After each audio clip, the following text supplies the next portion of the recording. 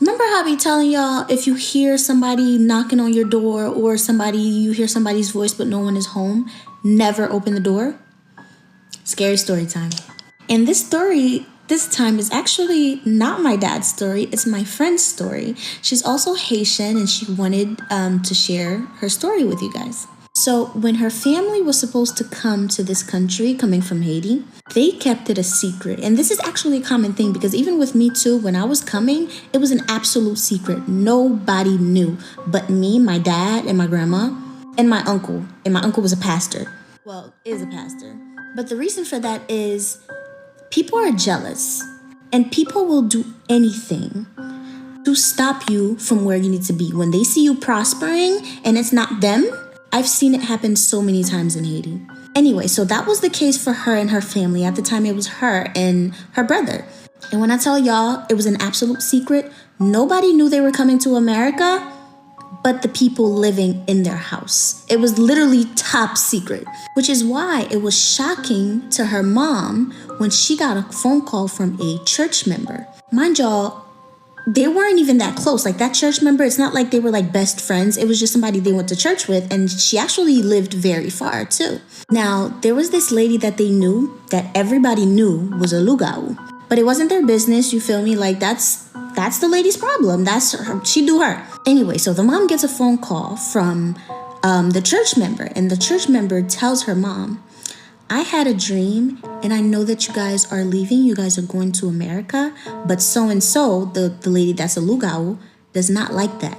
And she has something planned for y'all so that it does not happen. Mind y'all, they don't even know how the lugau lady found out that they're leaving. But I mean, you know, lugau. The church member tells her from her dream that she was told to tell her mom these instructions. First one is, of course, make sure that nobody else finds out. The second one was there was this uniform they used to wear to church for Saturday services. She tells them to keep that uniform and all of their clothes that they're going to wear until the day that they leave, and make sure that nobody touches those clothes. And the last thing that she told her to do was that the car that was supposed to transport them to the airport, change it. Absolutely change it. So they did all of that. They prayed, they followed directions and stuff like that, and everything worked out well. They got here thinking it was over, but whoo, was it far from over.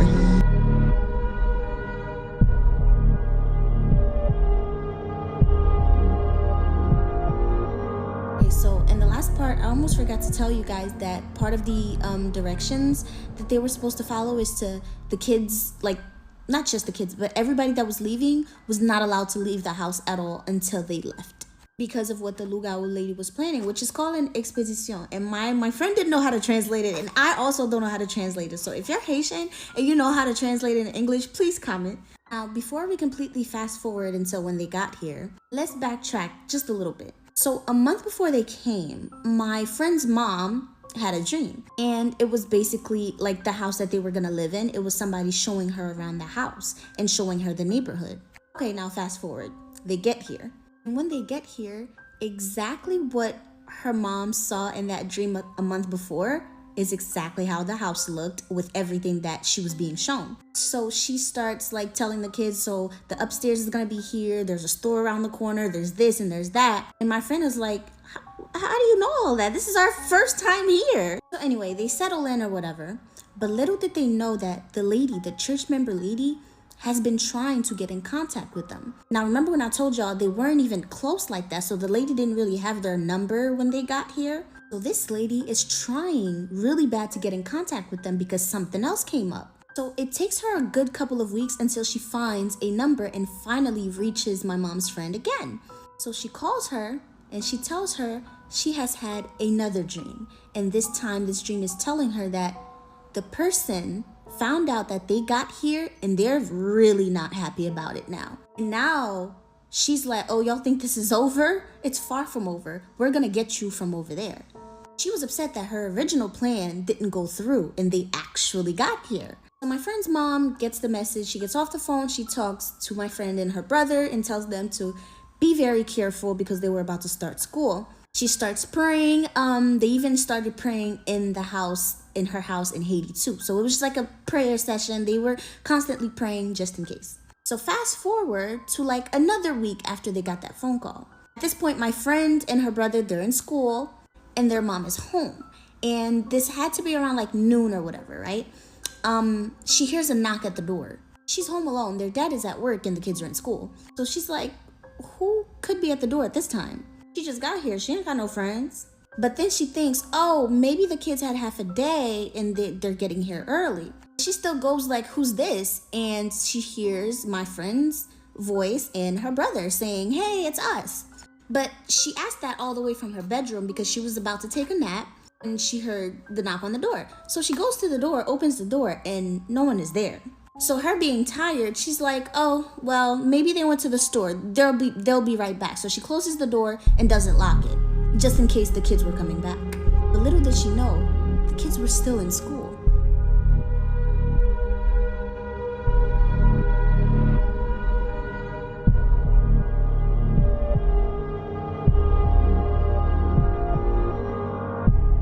So my friend and her brother, the kids, they get home from school and they go to greet their mom, only to be greeted with, where y'all been at? It's been hours. So they're like, what? If y'all know Haitian moms, y'all know. She's like, it's been hours. It's been over 2 hours. You guys came home, went to the store, and never came back. Where have you guys been? So they're like, Mommy, we were in school. And she goes, no, y'all came, knocked on the door, told me to open the door, and just disappeared and was gone for hours. And they're like, Mommy, no, school ends at 2:45. What are you talking about? And they're just going back and forth. And at this point, she's starting to think that they didn't even go to school at all and they were just lying about it. And the kids are so confused because they're like, what is going on, Mommy? We were in school. And so in the midst of the back and forth, she gets a phone call from Haiti. So she's like, you know what? Y'all stay right here. Let me take this phone call and I'm going to deal with y'all after. So she goes and she takes the phone call and it's Haiti. And they tell her that they were having a prayer session, and for some reason, the prayer session shifted to her family, and they just started, for some reason, everybody just started praying for her family nonstop. And then it hits her.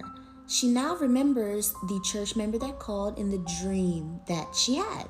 So in the midst of her being on the phone, Dad gets home. And so the kids are explaining to him, like, we're getting in trouble for no reason. And before Dad could say anything, their mom calls her dad into the room. And I guess she basically explains to him like what's happening and what happened earlier. So then her mom changes clothes. She ties her hair up. You know Christians, if you know Haitian Christians, that hair gets tied up, it's prayer time. They come out of the room and they start praying and singing and stuff like that. They took the kids, put the kids in the middle and start praying and singing. And she's praying, she's rebuking the spirit, she's letting them know this is not your house, this is my house, you don't belong here, you need to get out. You know, she gangster with it. She's eating them spirits up, okay? She's telling them, listen, I know they sent you, but you're gonna go right back to where you came from because you cannot touch me and my husband, and you for sure cannot touch my children. I told y'all multiple times, that's the attitude you need to have whenever you feel like there's something around. And so the kids are also doing their little prayers too, but they're not as much as prayer warriors as their parents, you know? As they're chasing the spirit out, they start hearing scratches on the front door. It was loud enough for you to know that that's the spirit scratching the door, as if the spirit is trying to get out. It's a lot of scratches. So as soon as they heard that, they start praying even louder. So then the parents went and got holy water and anointing oil and mixed it together. That's a deadly combination right there. But mind y'all, as they're doing this, the kids are still in the middle. All this moving that they're doing, they're still like keeping the kids in the middle as a way to guard them. They did that because spirits love to jump from one vessel to another, especially the weaker vessels. So, and you know, kids are kids and they are the most vulnerable. So as they're praying, they keep them kids in the middle. So they mix the holy water and anointing oil together and they start spraying the house. And this spirit is going crazy at that door. So then the dad goes and opens the door so the spirit can get out. The moment they open the door, the scratches stop. So now the spirits got out. But that doesn't mean stop praying. So their dad stayed in the apartment with the kids to, you know, still keep them safe. And the mom went around the whole house, floor to floor, room to room, corner to corner, spraying the entire house. And she even went outside to spray the outside of the house to make sure that that spirit is not coming back in. And they prayed and prayed and prayed over the children, prayed over the house, and that spirit left and never came back. And that lady that was trying to get them so bad, once again, failed. And after that, they never really had problems anymore. She did say she has some other short stories that she would like to tell me to tell y'all. But as far as that case, that was done with. Now, I know a lot of you guys aren't religious, but in my personal opinion, sometimes certain things, only prayer can deliver you from it. That's just me though.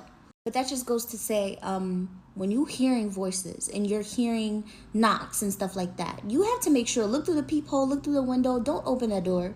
Now, her mom did that because she was gangster. She didn't really she was like, she knew about this kind of stuff, and she was also sleepy too, so she wasn't really thinking.